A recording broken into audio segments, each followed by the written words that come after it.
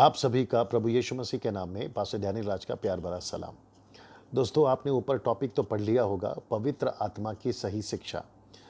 मैं चाहता हूं कि मैं उसी के ऊपर अभी बात करूं और बिल्कुल आखिर तक सुनिएगा। बहुत इंटरेस्टिंग टॉपिक है। बहुत सारे आपके गलतफहमियां, बहुत सारे रॉन्ग कंसेप्शंस क्लियर हो जाएंगे। लोग नीचे क्यों गिरते हैं, भाषाओं में क्यों बात करते हैं, फूकना, अग्नि की बात करना, धक्का मारना, रुमाल घुमाना, कोट घुमाना, पानी को अभिषेक बोलकर बेचना, तेल को अभिषेक बोलकर बेचना, ये सारी चीज़ें हैं ना, soaking, slaying in the spirit, soaking the spirit, drinking of the Holi spirit, ये सारे जो कंसेप्शंस हैं, ये मैं क्लियर करता चला जाऊंगा। हाँ, ये सब बोलने से पहले मैं चाहता हूँ कि मैं कुछ चीज़ें आपके बीच में रखता चला जाऊँ। मेरा सबसे पहला जो पॉइंट होगा वो ये होगा कि यीशु मसीह ने एक जगह पर कुछ ऐसा लिखा, मत्ती की किताब उसका 12वां अध्याय वचन 31 और 32 में मैं वो अभी पढ़ने वाला हूँ। मैं पहले उसको आपको समझाता हूँ, फिर उसके बाद में आगे बात करेंगे। मैं वापस कहता हूँ कि मत्ती की किताब उसका 12वां अध्याय वचन 31 और 32, the book of Matthew chapter 12 verse 31 and 32। आइए सुनते क्या लिखा है। इसलिए मैं तुमसे कहता हूं कि मनुष्य का सब प्रकार का पाप और निंदा क्षमा की जाएगी, पर आत्मा की निंदा क्षमा नहीं की जाएगी। वचन 32, जो कोई मनुष्य के पुत्र के विरोध में कोई बात कहेगा, उसका यहाँ अपराध क्षमा किया जाएगा, परंतु जो कोई पवित्र आत्मा के विरोध में कुछ कहेगा, उसका अपराध ना तो इस लोक में और ना परलोक में क्षमा किया जाएगा। इसका मतलब है कि यीशु मसीह ने बिल्कुल साफ साफ वार्निंग दे दी, और ये उन लोगों को दी जो शास्त्री फरीसी थे, जो यीशु के बारे में कहते थे कि ये जो एक्टिविटीज़ करते हैं, ये जो चमत्कार करते हैं, ये दुष्ट आत्मा की तरफ से, ये शैतान की तरफ से है।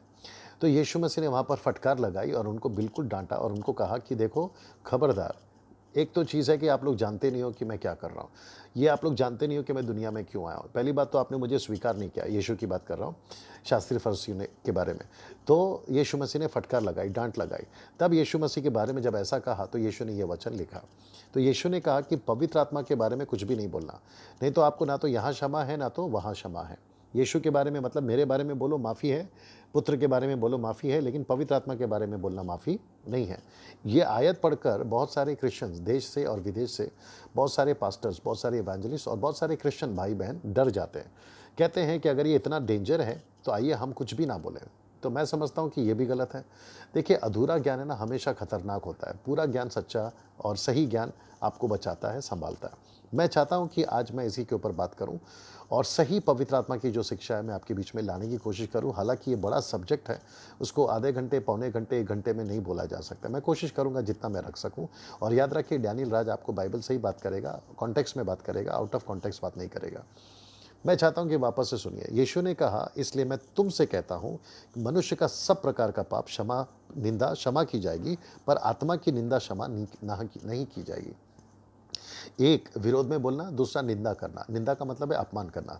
आपको याद होगा कि इब्रानियों की किताब, मैं उसको पढ़ना चाहूँगा। इब्रानियों की किताब उसका 10वां अध्याय वचन मैं समझता हूँ 28 से पढ़ते हैं। एक काम करते हैं, 26 से पढ़ते हैं, वचन 26 से पढ़ते हैं। इब्रानी किताब उसका 10वां अध्याय वचन 26, यहाँ पर भी कुछ लिखा है, आइए सुनते हैं। क्योंकि सच्चाई की पहचान प्राप्त करने के बाद यदि हम जानबूझकर पाप करते रहें तो पापों के लिए फिर कोई बलिदान बाकी नहीं। हाँ, दंड का एक भयानक बाट जोना और आग का ज्वलन बाकी है, जो विरोधियों को भस्म कर देगा। जबकि मूसा की व्यवस्था का ना मानने वाला 2 या 3 जनों की गवाही पर बिना दया के मार डाला जाता था, तो सोच लो, याद रखो, सोच लो कि वह कितने और भी भारी दंड के योग्य ठहरेगा, जिसने परमेश्वर के पुत्र को पांव से रौंदा और वाचा के लहू को जिसके द्वारा वह पवित्र ठहराया गया था अपवित्र जाना। अब जरा सुनिए, और अनुग्रह की आत्मा का अपमान किया। तो एक है विरोध करना, दूसरा है निंदा करना, तीसरा है अपमान करना। एक है विरोध करना, दूसरा है निंदा करना, तीसरा है अपमान करना। निंदा अपमान भी आसपास ही लग रहा है, ठीक है ना। ये सारे वचन में आपके बीच में अभी पढ़ा और रखा। कुछ लोग कहते हैं कि अगर ऐसी बात है तो एक काम करते हैं, हम कोई भी कुछ भी करे, पवित्र आत्मा का कोई भी एक्टिविटीज़ करे, नीचे गिराना, फूंक मारना, अग्नि लाना, रुमाल घुमाना, कोट घुमाना, पानी को अभिषेक बोल के बेचना, तेल को अभिषेक बोलकर बेचना, वो भी 200 रुपये में, इन सब के बारे में काम करते हैं। हम कुछ बात ही नहीं करेंगे, मतलब वो बचना चाहते हैं। याद रखो, मैं वापस कहता हूँ, अगर आप नहीं बोलते हैं गलत को, गलत नहीं बोलते हैं तो भी आप गलत हैं। अगर सही है और अगर सही को गलत बोलते हैं तो भी गलत है। तो सही को सही बोलिए, गलत को गलत बोलिए तो बचोगे। मैं रिपीट करता हूँ, सही को सही बोलिए, गलत को गलत बोलिए तो बचोगे। नहीं तो यीशु मसीह एक दिन आपसे हिसाब लेगा। बोलेगा जब तुम्हें सत्य पता था तो तुमने दूसरों को क्यों नहीं बताया? फिर आप ये नहीं कहते ना कि प्रभु जी मुझे डर लगा क्योंकि आप वैसे ही सज़ा देने वाले थे इसलिए। तो प्रभु ये कहेगा कि मैंने तो ये नहीं कहा ना कि तुम्हें जानकारी नहीं होनी चाहिए, जानकारी तो होनी चाहिए। मैं एक वचन पढ़वाता हूँ कि जानकारी के प्रति आइए सुनते हैं। लूका की किताब उसका 24वां अध्याय वचन 45। आइए बड़े ध्यान से सुनिएगा। यीशु के 11 चेले उनके साथ में थे जब यीशु मसीह जी उठे उनको मिले। आइए सुनते क्या लिखा है। लिखा है तब उसने पवित्र शास्त्र बुझने के लिए उनकी समझ खोल दी। ऐसा क्यों किया? क्योंकि यीशु चाहता था कि लोग समझे। यीशु चाहता था कि उसके चेले समझे। यीशु चाहता था कि मेरे चेले जब दुनिया को मेरे बारे में सही ज्ञान बांटे तो उनको पहले खुद को सही ज्ञान होना बहुत ज़रूरी है। पास्टरों ध्यान से सुनिए, एवेंजलिस्ट बड़े ध्यान से सुनिए, बाइबल टीचर, आप बाइबल कॉलेज चलाते हैं, नेशनल है, इंटरनेशनल है, मुझे खुद को भी मैं कह रहा हूँ, जब हम दूसरों को प्रभु की कथा सुनाते हैं, दूसरों को शिक्षा की बात करते हैं, टीचिंग की बात करते हैं, तो मुझे और आपको पहले समझना ज़रूरी है कि सही क्या है। अगर हम खुद ही सत्य को नहीं जानेंगे तो हम दूसरों को सत्य क्या बताएंगे? मुझे यीशु का लाइन बहुत अच्छा लगता है जो उन्होंने कहा। उसने कहा अंधा अंधे को रास्ता नहीं दिखा सकता। ज़रूरी है कि जो अंधे को रास्ता दिखा रहा है पहले उसकी आँख खुले। इसलिए यीशु मसीह ने यहाँ पर क्या कहा पता है कि मैं तुम्हारी आँखें खोलता हूँ। अब मैं इसी को कंटिन्यू करूँगा, पवित्र आत्मा से कैसे कनेक्ट कर रहा हूँ ज़रा देखिएगा। तो मैं वापस कहता हूँ कि पवित्र आत्मा की निंदा नहीं होनी चाहिए, पवित्र आत्मा का अपमान नहीं होना चाहिए, पवित्र आत्मा के विरोध में बातें नहीं होनी चाहिए। अगर कोई करता है तो ये मेरा और आपका फ़र्ज़ है कि हम उसको रोकें, हम उसको करेक्ट करें, हम उसको डांटें, हम उसको बचाएं, क्योंकि वो भी हमारा ही भाई है, बहन है, जो प्रभु की सेवा कर रहा है। सही ज्ञान देना बहुत ज़रूरी है। तो मैं उसी के संदर्भ में, उसी के कंसेप्शन में बात करने जा रहा हूँ। नाउ आपको मैंने 45 पढ़ के बताया, लूका 24 का 45 पढ़ के बताया। मैं अभी 46 पढ़ने जा रहा हूँ। आइए देखते क्या लिखा है। उसने कहा यूँ लिखा है कि मसीह दुख उठाएगा, तीसरे दिन वह मरे में से जी उठेगा। 47 और यरूशलेम से लेकर सब जातियों में मन फिराव का और पापों की क्षमा का प्रचार उसी के नाम से किया जाएगा। मैं 48 को थोड़ी देर के बाद पढ़ता हूँ। तो यीशु ने कहा कि देखो तुम 11 लोग जो है ना मेरे प्रचार को करोगे, तुम है ना मेरे बारे में दुनिया को बताओगे, और तुम्हें मैं इसलिए आंखें खोल रहा हूँ, तुम्हें मैं इसलिए बता रहा हूँ ताकि तुम पहले सच को जानो, सत्य को जानो, ताकि तुम दूसरों को सुना सको। अभी मैं 48 पढ़ने जा रहा हूँ। कहता है कि तुम इन सब बातों के गवाह हो। क्यों यीशु मसीह ने उनकी आंखें क्यों खोली? क्योंकि वो उसके गवाह हैं। यीशु ने उनको समझाया क्यों? क्योंकि वही बताने वाले हैं। भारत में कौन सुसमाचार लेकर आया? थोमा लेकर आया। तो थोमा यहाँ पर है अभी। थोमा की अगर आंख नहीं खुली होती तो थोमा भारत नहीं आता। थोमा को अगर सत्य नहीं पता चलता तो थोमा हमें नहीं बताता। वचन 49 पढ़ने जा रहा हूँ। अभी देखिए इसका जोड़ देखिए क्या है, कनेक्शन देखिए क्या है, कॉन्टेक्स्ट देखिए क्या है। वचन 49, देखो जिसकी प्रतिज्ञा मेरे पिता ने की है मैं उसको तुम पर उतारूंगा, और जब तक स्वर्ग से सामर्थ ना पाओ तब तक तुम इसी नगर में ठहरे रहना। योएल की किताब 2 का 28 में परमेश्वर पिता ने योएल के द्वारा भविष्यवाणी करवाई थी कि मैं पवित्र आत्मा को भेजूंगा, तुम्हारे बेटे, तुम्हारी बेटियां, तुम्हारे पुरनिया, तुम्हारे बुजुर्ग सब दर्शन सपना देखेंगे। ठीक है ना? अब यहाँ पर यीशु मसीह ने क्या कहा? मैं उसको उतारूंगा। इसका मतलब है कि यीशु कहता है कि मैं उसको उतारूंगा। पेंतेकोस्त के दिन क्या हुआ था? ऊपर से आंधी आई, जोर से हवा चली और वो पूरा घर हिल गया। तो वो क्या था मैं आपको याद दिलाता हूँ। यूहन्ना की किताब उसका 20 का 21, 22, 23 अगर आपने पढ़ा होगा, यीशु मसीह ने कहा तुम्हें शांति मिले, और उसने उनके ऊपर फूका। याद रखो, उसने उसके ऊपर फूका और कहा कि लो पवित्र आत्मा लो। वो एक डेमो था, वो एक एग्जाम्पल था, वो एक चिन्ह था जो यीशु मसीह उनके ऊपर उतारने वाला था। तो चेलों को जब वो हवा चली ना, वो जब विंड आया ना ज़ोर से पेंतेकोस्त के दिन, तो वो समझ गए कि ये परमेश्वर यीशु मसीह ने हमारे ऊपर फूका है। कैसे? क्योंकि जीते जी जब वो थे पृथ्वी पे 40 दिनों के दरमियान, तो ये एक डेमो उन्होंने दिया था। आप इसको जोड़ सकते हैं। तो जब ये चला ना, ज़ोर से हवा चले, तो उनको समझ में आ गया कि हमारे ऊपर पवित्र आत्मा उंडेला जा रहा है। मैं उसके ऊपर बात में आऊँगा। तो यहाँ पर यीशु मसीह ने कहा कि तुम में जब तक पवित्र आत्मा नहीं मिलता तुम यरूशलेम को नहीं छोड़ोगे, लेकिन जब मिल जाएगा तो क्या करोगे? तुम पूरे जातियों में, पूरे यरूशलेम में, यहाँ से लेकर, और प्रेरितों 1:8 में तो आपने पढ़ा ही होगा, यरूशलेम से लेकर यहूदिया, समरिया, पृथ्वी के छोर तक तो मेरे गवाह बनोगे। मेरा एक प्रश्न है अब यहाँ पर, मकसद क्या था पवित्र आत्मा को देने का? यीशु का प्रचार करना। मकसद क्या था? यीशु की गवाही देना। मकसद क्या था? यीशु की कलीसिया बनाना। ना कलीसिया जब शब्द आता है तो ओल्ड टेस्टमेंट में कलीसिया शब्द नहीं है, ये सिर्फ नए नियम में कलीसिया शब्द आया। कलीसिया का शब्द पहली बार कहाँ आया? आइए देखते हैं। मत्ती की किताब उसका 16वां अध्याय वचन 18। वहाँ पर यीशु मसीह ने जब पतरस को चुना तो उनसे क्या कहा? आइए पढ़ते हैं। कहता है और मैं भी तुझसे कहता हूँ कि तू पतरस है और मैं इस पत्थर पर अपनी कलीसिया बनाऊंगा। याद रखो, मैं कलीसिया बनाऊंगा। तो जब यीशु ने कहा कि मैं कलीसिया बनाऊंगा, तो ये यीशु मसीह ने वहीं पे तय कर लिया था कि कलीसिया बनेगी कैसे। मैं आगे बताऊंगा। और अधलोक के फाटक उसके ऊपर प्रबल नहीं होंगे। क्यों नहीं होंगे? क्योंकि पौलुस पावरफुल हो जाएगा, कलीसिया पावरफुल, क्षमा करें, पतरस पावरफुल हो जाएगा, कलीसिया पावरफुल हो जाएगी। पतरस पावरफुल क्यों हो जाएगा? क्योंकि वो पत्थर है। पत्थर क्यों है? क्योंकि वो स्टेबल हो जाएगा, वो स्थिर हो जाएगा, वो जान जाएगा, वो समझ जाएगा, और वो दूसरों को भी तैयार करेगा ना। मैं कुछ चीज़ें आपके बीच में रखने जा रहा हूँ और मैं चाहता हूँ कि उसको बड़े ध्यान से सुनिएगा। क्या आपने कभी प्रकाशित वाक्य उसका 22वां अध्याय वचन 17 पढ़ा है? आइए देखते हैं क्या लिखा है। लिखा है, पर आत्मा और दुल्हन। ये दुल्हन कौन है? कलीसिया। कलीसिया क्यों है? क्योंकि पौलुस ने इफिसियों की किताब उसका 5वां अध्याय वचन 26-27 से पढ़ा है कि कलीसिया का जिक्र करता है, और 31-32 कहता है कि यह रहस्य बड़ा है, पर मैं आत्मा और कलीसिया और मसीह के विषय में कहता हूँ। तो आत्मा का कनेक्शन कलीसिया से है, कलीसिया का कनेक्शन आत्मा से है। तो पवित्र आत्मा को दिया ही गया है कलीसिया के लिए। 5 फुल मिनिस्ट्री क्यों कहाँ दी गई? कलीसिया के लिए। 9 वरदान कहाँ दिए गए? कलीसिया के लिए। 5 फुल मिनिस्ट्री कहाँ दी गई? कलीसिया के लिए। आत्मा के फल कहाँ दिए गए? कलीसिया के लिए। तो पवित्र आत्मा को कलीसिया के लिए दिया गया ताकि कलीसिया को वो चलाए। अभी जरा यहाँ पे रुक जाएंगे। अगर मैं पवित्र आत्मा के मकसद को ना समझूं तो मैं उसकी निंदा कर रहा हूँ। अगर मैं उसके मकसद को ना समझूं तो मैं उसके विरोध में आ गया हूँ। अगर मैं उसके मकसद को ना समझूं तो मैं उसका अपमान कर रहा हूँ। तो इसका मतलब है कि अगर मैं जान गया तो मैं विरोध नहीं कर रहा हूँ, मैं जान गया तो मेरे से अपमान नहीं हो रहा उनका, अगर मैं जान गया तो मैं उनका निंदा नहीं कर रहा हूँ। तो कलीसिया के लोगों बड़े ध्यान से सुनिए, भारत के लोगों बड़े ध्यान से सुनिए, जितने पास्टर्स है, एवेंजलिस्ट है जो शायद ये वीडियो को देखेंगे, जितने वर्शिपर्स हैं, म्यूजिशियंस है जो इस वीडियो को देखेंगे, भारत के बाहर जितनी हिंदी भाषा समझते हैं, आपको बहुत सावधान होना होगा कि जाने अनजाने में अभी तक कहीं आपसे निंदा तो नहीं हो रही है। और अगर आपको ये वीडियो देखकर ये एहसास हो रहा होगा कि पास्टर डैनियल बात तो सही है, पवित्र आत्मा को भेजा गया था एक मकसद के साथ में, अगर वो मकसद को नहीं समझे तो हमसे निंदा हो रही है, हम पवित्र आत्मा का दिल दुखा रहे हैं। और आपको पता है पहला थिस्सलुनीके 5वां अध्याय वचन 19 में क्या लिखा है? पवित्र आत्मा को ना बुझा, don't quench the Holi spirit. इसका मतलब है हम पवित्र आत्मा का विरोध कर रहे हैं, निंदा कर रहे हैं, अपमान कर रहे हैं, उनको उसको दबा रहे हैं। जिस मकसद के लिए पवित्र आत्मा आपको दिया गया, मुझे दिया गया, अगर वो मकसद को मैं पूरा नहीं कर रहा हूँ तो मैं उसका विरोध कर रहा हूँ, उसके एक्टिविटीज़ का विरोध कर रहा हूँ, पवित्र आत्मा को कार्य करने नहीं दे रहा हूँ। तो ये बड़ी डेंजर चीज़ है ना। आगे बढ़ना चाहूँगा। मैं चाहता हूँ कि मैं आपको कुछ वचन पढ़वाऊँ और मैं चाहता हूँ कि आप उसको सुने।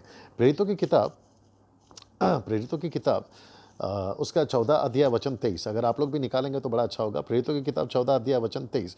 आइए देखते हैं यहाँ पर क्या लिखा है। और उन्होंने हर एक कलीसिया में उनके लिए प्राचीन ठहराए और उपवास सहित प्रार्थना करके उन्हें प्रभु के हाथ सौंपा, जिस पर उन्होंने विश्वास किया था।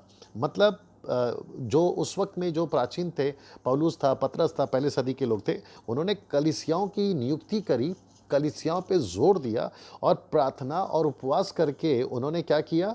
प्राचीन को ठहराया और प्रभु के हाथ में सौंप दिया ना। एक और वचन मैं चाहता हूं कि मैं आपके लिए पढ़ूं, और वह है प्रेरितों की किताब। कलीसिया का कौन चला रहा है? कलीसिया कौन चला रहा है? देखिए, प्राचीन कौन ठहरा है वो भी देखिए। पास्टर, डिक्कन, जो भी सेवक है उसको कौन ठहरा रहा है? देखिए, आइए देखते हैं। प्रेरितों की किताब उसका 20वां अध्याय, प्रेरितों की किताब उसका 20वां अध्याय वचन 28 से पढ़ते हैं। मैं आपके लिए पढ़ना चाहूँगा, आप भी अपनी बाइबल को चेक कर सकते हैं। आइए पढ़ते हैं। इसलिए अपनी और पूरे झुंड की चौकसी करो, जरा बड़े ध्यान से सुनना, जिससे पवित्र आत्मा ने तुम्हें अध्यक्ष ठहराया। तो इसका मतलब है 5 फुल मिनिस्ट्री किसने दी? पवित्र आत्मा ने। 9 वरदान किसने दिए? पवित्र आत्मा ने। आत्मा के फल किसने दिए? पवित्र आत्मा ने।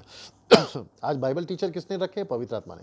पास्टर को क्यों रखा है? पवित्र आत्मा ने रखा है, पवित्र आत्मा ने। Music team, worship team, evangelist, ये जितने भी हैं, ये किसने रखे हैं? पवित्र आत्मा ने। इसका मतलब है कि पवित्र आत्मा ने कलीसिया में अध्यक्ष रखे, ठहराए। क्यों? आइए देखते हैं। कलीसिया में अध्यक्ष ठहराए कि तुम परमेश्वर की कलीसिया की रखवाली करो, जिससे उसने अपने लहू से मोल लिया है। मतलब यीशु मसीह ने अपने लहू से मोल लिया, पवित्र आत्मा को दिया, पवित्र आत्मा को कहा कि आप इसे कलीसिया को चलाओगे और आप तय करोगे कि कौन पास्टर बनेगा, कौन एवेंजलिस्ट बनेगा, कौन क्या बनेगा, है ना, कैसे कलीसिया को चलाना, ये आप तय करोगे। बड़े ध्यान से सुनिए भैया, अगर हम पवित्र आत्मा के मकसद को नहीं समझे, पवित्र आत्मा ने दान क्यों दिए उसको नहीं समझे, एक्टिविटीज को नहीं समझे, जैसे शास्त्री फरीसियों ने क्या कहा, आप जो चमत्कार कर रहे हैं ये शैतान की ओर से, तो यीशु ने उनको डांट लगाई। अगर आज आप भी नहीं समझोगे कि आपको पवित्र आत्मा का दान क्यों दिया है, आपको क्यों चुना है, अगर आप उसके मकसद को नहीं समझोगे ना, तो दूसरे शब्दों में आप उनका अपमान कर रहे हैं। थोड़ा सा मैं आगे बढ़ूंगा और मैं चाहता हूं कि बड़े ध्यान से सुनिएगा ना। एक प्रश्न आके रुकता है क्या परमेश्वर के जितने भी विश्वासी हैं, जैसे यूहन्ना 1:12 में लिखा है कि जितनों ने यीशु पर विश्वास किया, उसने उन्हें परमेश्वर का संतान होने का अधिकार दिया, बेटा और बेटी। मेरा एक प्रश्न है, क्या सब परमेश्वर के बेटा-बेटी हैं? जी नहीं। आइए एक वचन पढ़वाता हूँ, रोमी की किताब उसका 8वां अध्याय वचन 14, रोमियो 8 का 14। आइए देखते हैं क्या लिखा है। लिखा है कि इसलिए कि जितने लोग परमेश्वर के आत्मा के चलाए चलते हैं, याद रखिए, पवित्र आत्मा के चलाए चलते हैं, वे ही परमेश्वर के पुत्र हैं, सन्स एंड डॉटर्स। इसका मतलब है कि पवित्र आत्मा की अगुवाई होना बहुत ज़रूरी है। मैं रिपीट करता हूँ, पवित्र आत्मा की अगुवाई होना बहुत ज़रूरी है ना। बिना पवित्र आत्मा के लीडिंग के आप कुछ भी नहीं कर सकते, ये बात तो तय है। आप अपनी मर्जी से कुछ भी नहीं कर सकते। टैलेंट अलग है, गिफ्ट अलग है। रिपीट करता हूँ, आपके पास में टैलेंट हो सकता है म्यूज़िक का, आपके पास में टैलेंट हो सकता है गाना गाने का, आपके पास में टैलेंट हो सकता है लिखने का, आपके पास में टैलेंट हो सकता है बोलने का, आपके पास में हर तरह का टैलेंट हो सकता है, लेकिन टैलेंट जो है ना, वो आपको सक्सेस नहीं देगा, आपको गिफ्ट चाहिए। टैलेंट तो अविश्वासियों के पास में भी होता है। टैलेंट तो बाय बर्थ आप लेकर पैदा होते हैं, लेकिन गिफ्ट है ना, आप लेकर पैदा नहीं होते, प्रभु देता है। और वो इसलिए देता है ताकि आप उसका काम करें, आप उसकी कलीसिया को चलाएं। आप समझ रहे हैं? ये अलग टॉपिक है, फिर कभी देखेंगे, उसके ऊपर बात करेंगे ना। मैं एक वचन पढ़वाता हूँ कि बाइबल के अंदर कौन कौन परमेश्वर के लीडिंग में चले। आइए देखते हैं, प्रेरितों की किताब 8वां अध्याय वचन 29। देखिए क्या लिखा है। तब आत्मा ने फिलिप्पुस से कहा, निकट जाकर इस रथ के साथ हो ले। तो इसका मतलब है कि पवित्र आत्मा ने फिलिप्पुस को लीड किया कि खोजा को जाके वचन सुना है। अभी वही पवित्र आत्मा, मैं चाहता हूँ कि बड़े ध्यान से सुने, वही पवित्र आत्मा ने 11वें अध्याय वचन 12 में देखिए क्या लिखा है। तब आत्मा ने मुझसे उनके साथ बेखटके मतलब बिना डरे उनके साथ हो लेने को कहा। और ये 6 भाई भी मेरे साथ हो लिए और हम उस मनुष्य के घर में गए। इसका मतलब है पतरस जो है उनकी चर्चा कर रहा था, कुरनेलियुस की चर्चा कर रहा था, तो वहाँ पर पवित्र आत्मा ने लीड किया करके बोलता है, पवित्र आत्मा ने मार्गदर्शन किया। अभी 13वें प्रेरितों की किताब 13 अध्याय वचन 2 में देखते हैं, जब वे उपवास सहित प्रभु की उपासना कर रहे थे, तो पवित्र आत्मा ने कहा, याद रखो, पवित्र आत्मा ने कहा, मेरे निमित्त बरनबास और शाऊल को, जो पौल बन चुका था, जो पहले शाऊल था अभी पौल हो गया, शाऊल को उस काम के लिए अलग करो जिसके लिए मैंने उन्हें बुलाया है। पवित्र आत्मा ने उन्हें बुलाया। तो इसका मतलब है पवित्र आत्मा ने बरनबास और शाऊल को बोला अलग करो। किसने लीड किया? पवित्र आत्मा ने ना। मैं चाहता हूं कि आप एक और वचन पढ़े, प्रेरितों की किताब 15 अध्याय वचन 28। देखिए यहाँ पर क्या लिखा है, कहता है वचन 28, पवित्र आत्मा को और हमको ये ठीक जान पड़ा कि इन आवश्यक बातों को छोड़ तुम पर और बोझ ना डाले। जो अविश्वासी आते हैं, जो अन्य जाति हैं, जो गैर यहूदी हैं, वो जब आते हैं तो पवित्र आत्मा को और हमको ठीक लगा। तो इसका मतलब है कलीसिया को पवित्र आत्मा चला रहा था ना। मैं चाहता हूँ कि प्रेरितों की किताब उसका 16वां अध्याय वचन 6 को भी पढ़ लेते हैं। 16 का 6, 16 का 6, 16 का 6, 16 का 6 जी। और वे फुग्रिया और गलतिया देशों में से होकर गए, और अभी जरा ध्यान से सुना, पवित्र आत्मा ने उन्हें एशिया में वचन सुनाने से मना किया। तो पवित्र आत्मा को दिया गया था मकसद के साथ में लीड करने के लिए। पवित्र आत्मा कभी कहता है जाओ, कभी कहता है नहीं जाओ, यहाँ कहता है नहीं जाना। तो इसका मतलब है वो सारे के सारे पवित्र आत्मा की अगुवाई में होकर चले। एक आखिरी वचन और देख लेते हैं, प्रेरितों की किताब उसका 20वां अध्याय वचन 23। मैं चाहता हूं कि उसको पढ़ें। लिखता है, केवल यह कि पवित्र आत्मा हर नगर में गवाही दे देकर मुझसे कहता था कि बंधन और क्लेश तेरे लिए तैयार है। पवित्र आत्मा हर जगह पौलुस को लीड करता था। मेरा एक प्रश्न है आप लोगों से, बड़े ध्यान से सुनिएगा। यीशु मसीह को जंगल में कौन लेकर गया? मत्ती 4 में, लूका 4 में 1 से, मरकुस का पहला अध्याय वचन 12 में कौन लेकर गया यीशु मसीह को? 3 किताबें रिकॉर्ड हुआ यीशु मसीह के 40 दिन का परीक्षा का जिक्र है, ठीक है ना। यहाँ यीशु को कौन लेकर गया? पवित्र आत्मा। पतरस को किसने चलाया? पवित्र आत्मा। पौलुस को किसने चलाया? पवित्र आत्मा। कलीसिया को कौन चला रहा है? पवित्र आत्मा। मेरा एक प्रश्न है, अगर पवित्र आत्मा कलीसिया को चला रहा है, यीशु को चला रहा है, पतरस पौलुस को चला रहा है, तो आपको कौन चलाएगा? पवित्र आत्मा। तो जो भी आप एक्टिविटीज़ करते हैं पवित्र आत्मा के नाम पर, तो आपको नहीं लगता है कि वो पवित्र आत्मा की ही ओर से होना चाहिए? वचन से मिलना चाहिए, मैच करना चाहिए, पवित्र आत्मा के वजह से होना चाहिए सब कुछ। हम अपनी मनमानी नहीं कर सकते ना। मैं आता हूँ कुछ नॉन बिब्लिकल टॉपिक के ऊपर, नॉन बिब्लिकल स्टेटमेंट्स के ऊपर जो लोग आजकल बना रहे हैं। याद रखिए, मैं पेंटिकॉस्टल के तरफ से नहीं बोल रहा हूँ, कैरिस्मेटिक की तरफ से नहीं बोल रहा हूँ, कैथलिक की तरफ से नहीं बोल रहा हूँ, ऑर्थोडॉक्स की तरफ से नहीं बोल रहा, मैं किसी की तरफ से नहीं बोल रहा, मैं सिर्फ बाइबल की तरफ से बात कर रहा हूँ, ठीक है ना। मैं न्यूट्रल बाइबल टीचर हूँ। आई मीन मैं सबको रिस्पेक्ट करता हूँ, लेकिन मैं उनके सिस्टम से नाराज़ हूँ। तो मैं यहाँ पे नॉन बिब्लिकल स्टेटमेंट जो लोग जो दे रहे हैं, मैं उसको आपके बीच में रखने जा रहा हूँ। सबसे पहले एक नया, खैर नया तो नहीं बोलेंगे, कम से कम मैं 20 साल से 25 साल से तो देख ही रहा हूँ।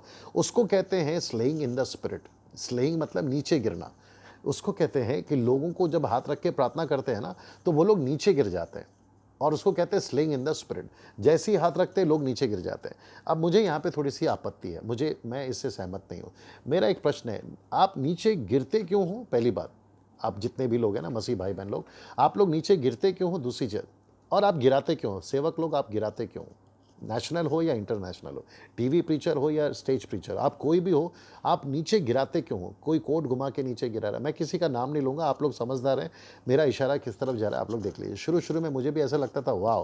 प्रभु का बड़ा अच्छा काम हो रहा है, लेकिन जब वचन को पढ़ा तो समझ में आया, क्योंकि उत्पत्ति से लेकर प्रकाशित वाक्य तक में मैं कहीं पर भी नहीं देखता हूँ कि लोग पीछे गिरे हैं। अक्सर लोग आगे गिरे हैं, और गिरने का भी एक वजह है। जो पीछे गिरे हैं वो कौन है वो भी पता है, जो आगे गिरे हैं वो भी पता है कि कौन गिरे हैं। ना मैं कुछ चीज़ें आपके बीच में रखने जा रहा हूँ जो कि नॉन बिब्लिकल स्टेटमेंट लोगों ने दिया हुआ है, और एक वचन का वो खूब इस्तेमाल करते हैं, और कुछ इंटरनेशनल स्पीकर भी उसके ऊपर बात करते हैं। मैंने यूट्यूब पे देखा है। वो कहते हैं कि ये देखो क्या है। अब मैं आपके बीच में आ रहा हूँ। पहला राजा की किताब 8वां अध्याय वचन 11, फर्स्ट किंग चैप्टर 8 वर्स 11। आइए पढ़ते हैं। बादल के कारण याजक सेवा टहल करने को खड़े ना रह सके। शब्द को ध्यान दीजिएगा, बादल के कारण याजक सेवा टहल करने को खड़े ना रह सके, क्योंकि यहोवा का तेज यहोवा के भवन में भर गया था। वचन 10 कहता है कि याजक पवित्र स्थान में निकले, तब यहोवा के भवन में बादल भर गया। फिर 11 कहता है कि वो खड़े ना रह सके, क्योंकि बादल के कारण खड़े ना रह सके, और आगे कहता है क्योंकि यहोवा का तेज यहोवा के भवन में भर गया था। ये जो शब्द है ना, खड़े ना रह सके, इसका मतलब ये नहीं कि वो नीचे गिर गए। अच्छा, अगर नीचे गिर जाते तो लिखना चाहिए था कि वो नीचे गिर गए। अब इसको मैंने हिब्रू में पढ़ा है, स्ट्रॉन्ग्स है 5975, और उसका जो ग्रीक में जो ट्रांसलेट है वो आया है अमाद। अमाद का मतलब है वो वहाँ से चले गए। ऐसा लिखा है कि वो खड़े ना रह सके। और एनआईवी ट्रांसलेशन और बहुत सारे लिविंग ट्रांसलेशन कहता है they couldn't serve the Lord, they couldn't serve the Lord, मतलब वो प्रभु की सेवा नहीं कर सके। क्यों नहीं कर सके? क्योंकि बादल आ गया था और यहोवा का तेज उनके ऊपर था, तो वो वहाँ से चले गए। हो सकता है कि उनको अपनी उनकी गलतियाँ उनको याद आई हो, या फिर वो चले गए हो, लेकिन नीचे नहीं गिरे। अमाद का मतलब है वो वहां से चले गए, हिब्रू ट्रांसलेशन है, इसको एक बोलते हैं। दूसरा कहते हैं यूहन्ना की किताब उसका 15 अध्याय 18 अध्याय वचन 5-6 में, जब यीशु मसीह गतसमनी के बाग में थे, तो वहां पर जो उसको पकड़ने आए थे ना शास्त्री फरीसी सिपाही, उन्होंने पूछा कि तुम यीशु हो? तो यीशु ने कहा मैं हूं। तो जैसे ही उसने कहा मैं हूं, तो वो नीचे गिर गए। अब वो लोग कौन है? अविश्वासी। वो लोग कौन है? विरोधी के लोग। तो ये क्या दर्शाता है? कम से कम 10 12 15 जगह पे विरोध के लोग पीछे गिर गए, नीचे गिर गए। विरोधी लोग, दुष्ट आत्मा से जो भरते थे, वो नीचे गिरते थे।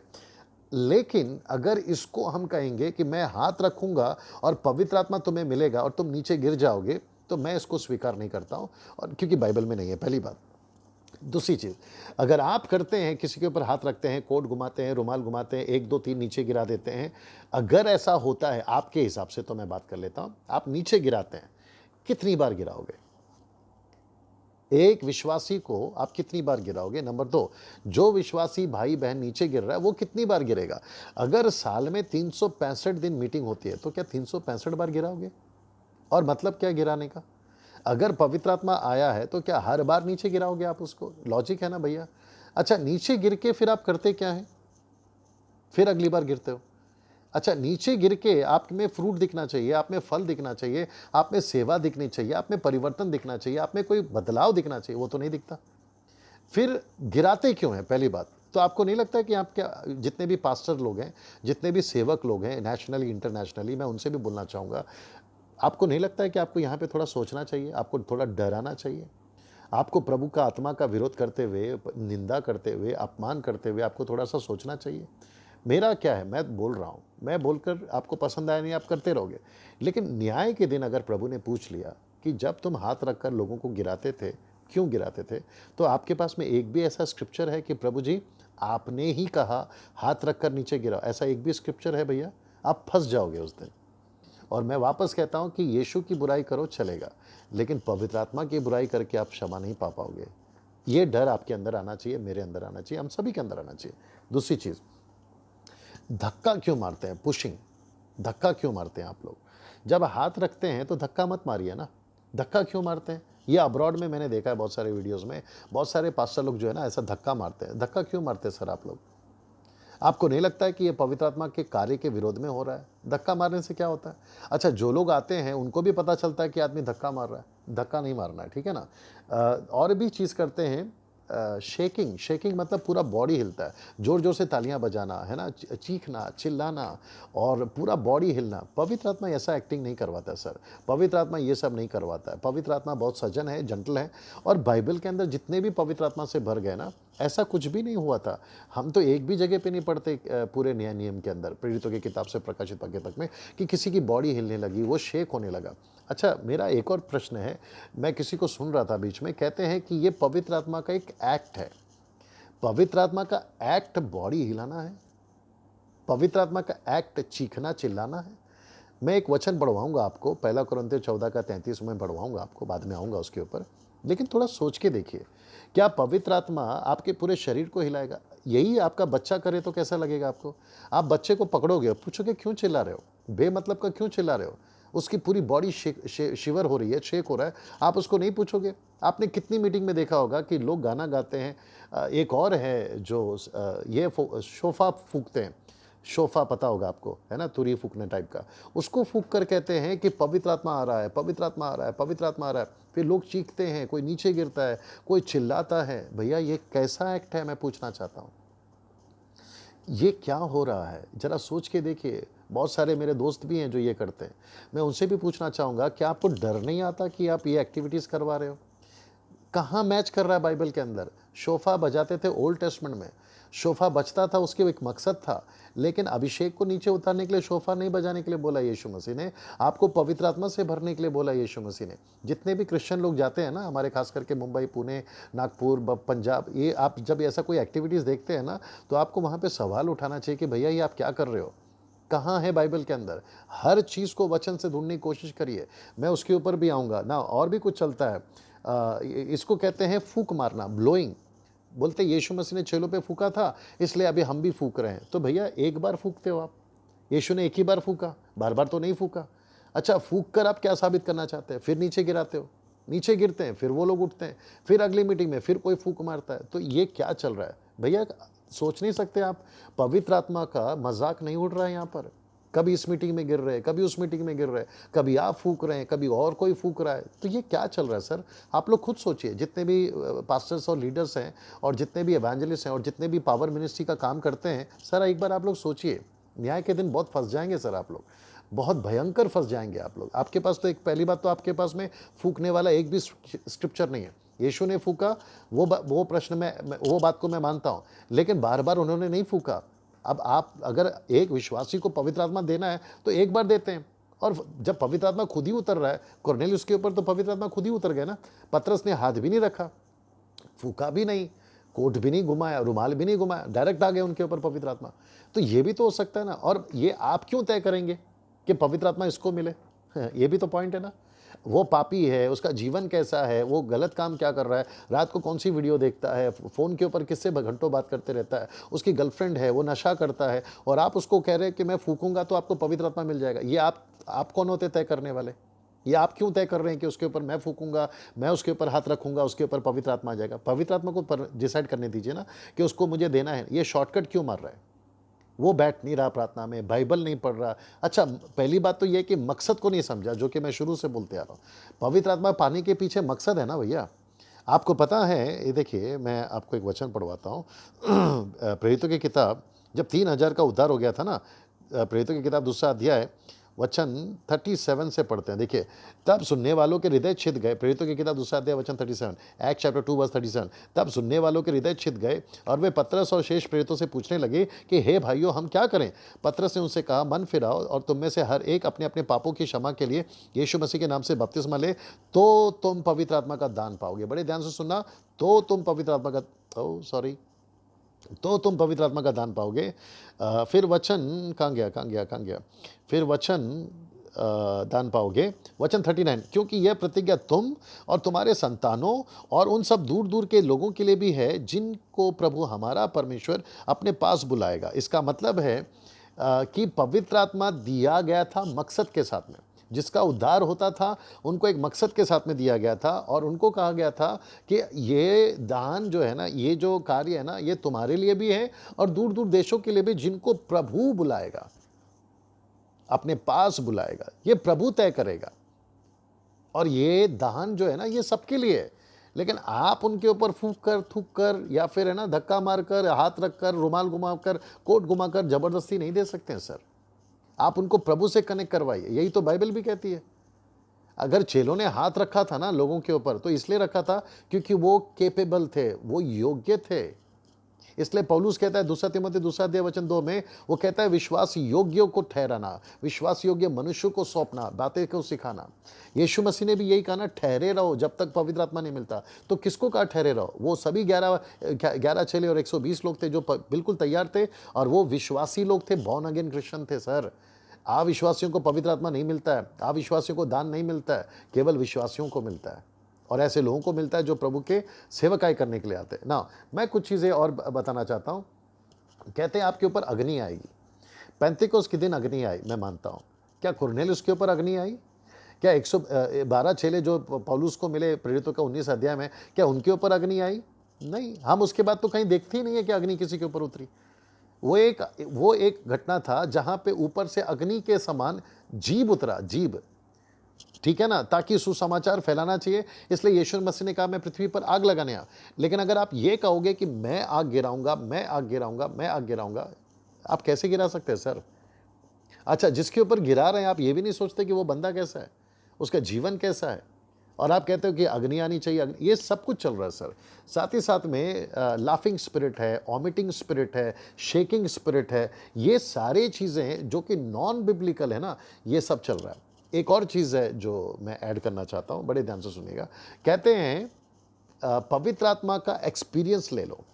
तो मैं आपके नॉलेज के लिए बता दूं कि पवित्र आत्मा आपको एक्सपीरियंस के लिए नहीं दिया गया है, आपको सेवा के लिए दिया गया है। कुछ लोग कहते हैं कि पवित्र आत्मा जब आता है तो बहुत अच्छा महसूस होता है। तो मैं आपके नॉलेज के लिए बता दूं, आपको अच्छा महसूस होने के लिए पवित्र आत्मा नहीं दिया है, आपको सेवा करने के लिए पवित्र आत्मा दिया है। मैं कुछ वचन पढ़वाने जा रहा हूं, बड़े ध्यान से सुनिएगा। पहला कुरिन्थियों की किताब उसका 14वां अध्याय वचन 33। आइए देखते क्या लिखा है, जो मैंने आपको पहले कहा था कि मैं पढ़वाऊंगा, अभी मैं पढ़वाने जा रहा हूँ। पहला कुरिन्थियों 14 का 33, 1 Corinthians 14:33। क्योंकि परमेश्वर गड़बड़ी का नहीं परंतु शांति का करता है, जैसा पवित्र लोगों की सब कलीसियाओं में है। इंग्लिश में लिखा है पवित्र आत्मा को ऑर्डर में काम करना अच्छा लगता है, परमेश्वर को ऑर्डर में काम करना अच्छा लगता है, सिस्टमेटिकली काम करना अच्छा लगता है। तो इसका मतलब क्या है? परमेश्वर चाहता है कि हम परमेश्वर का काम सही तरीके से करें, सही तरीके से करें। मैं कोशिश करता हूँ कि अगर वो इंग्लिश बाइबल अगर मेरे पास में है तो मैं आपको जल्दी से पढ़वा कर बता दूँ। 1 Corinthians chapter 14 and verse 33। आइए पढ़ते हैं क्या लिखा हुआ है। For God is not the author of confusion but of peace। मतलब परमेश्वर गड़बड़ी का परमेश्वर नहीं है, बट शांति का है। दूसरा एक ट्रांसलेशन भी अगर आप पढ़ोगे तो वहाँ पर भी बहुत सारी चीज़ें जो कि मेरे पास में क्या कहते हैं उसको, पैरेलल बाइबल है, बहुत सारे ट्रांसलेशन है जो बताता है कि परमेश्वर ऑर्डर का परमेश्वर है। आई विश कि वो जल्दी से ओपन हो जाए तो मैं आपको जल्दी से उसका बता सकूं। क्या कहते हैं, पहला कुरिन्थियों की किताब उसका 14 अध्याय। आइए सुनते हैं क्या लिखा है। और मैं चाहता हूं कि अगर आप लोग भी पढ़ते हैं तो 2-3 ट्रांसलेशन को पढ़ के फिर कोई कंक्लूजन में आइएगा, नहीं तो फिर क्या है ना, दिक्कत हो जाएगा सर, गड़बड़ हो जाएगा। मिल गया, आइए सुनते हैं। देखिए न्यू इंटरनेशनल वर्जन क्या कहता है, for God is not a God of disorder, ठीक है ना, बट ऑफ पीस। फिर न्यू लिविंग ट्रांसलेशन भी कहता है डिसऑर्डर, कन्फ्यूजन कहता है इंग्लिश ट्रांसलेशन। तो ऐसे अगर आप देखोगे ना तो बहुत सारे जो ट्रांसलेशन है, आई होप आपको दिख रहा है। ओके, नो प्रॉब्लम, ज़्यादा लाइट हो गया। सो मैं वापस अपने उस पॉइंट पे आ जाता हूँ जो हम बात कर रहे थे। कहाँ गया जी। परमेश्वर गड़बड़ी का परमेश्वर नहीं ना। मुझे कुछ चीज़ें आपके बीच में रखनी है। मैंने नोट किया है कि बहुत सारे जगहों पे गड़बड़ हो रहा है। कैसे गड़बड़ हो रहा है मैं आपको बताता हूँ। पहली बात तो ये है कि मैंने एक टॉपिक निकाला था अन्य भाषा के ऊपर। पौलुस कहता है 2-2 या 3-3 बात करें, लेकिन हम देखते हैं सब बात कर रहे हैं, यहाँ एक गड़बड़ी है। पौलुस कहता है बिना अनुवाद के बात नहीं करना है, मतलब बिना इंटरप्रेट के बात नहीं करना है, सब बात कर रहे हैं। और वो भी अब कुछ-कुछ लोग तो कहते हैं कि नहीं, आपको बात करना ही है। अगर आप सुबह उठकर 4-4 5-5 घंटा अन्य भाषा में बात नहीं करोगे, तो आप पावरफुल नहीं होंगे। ये भी गलत चीज़ है, मैं बिल्कुल खिलाफ हूँ इसके, ठीक है ना? पहली बात तो वो अन्य भाषा नहीं है, वो अनेक भाषा है। अन्य भाषा, अनेक भाषा में फ़र्क है। आप बाइबल का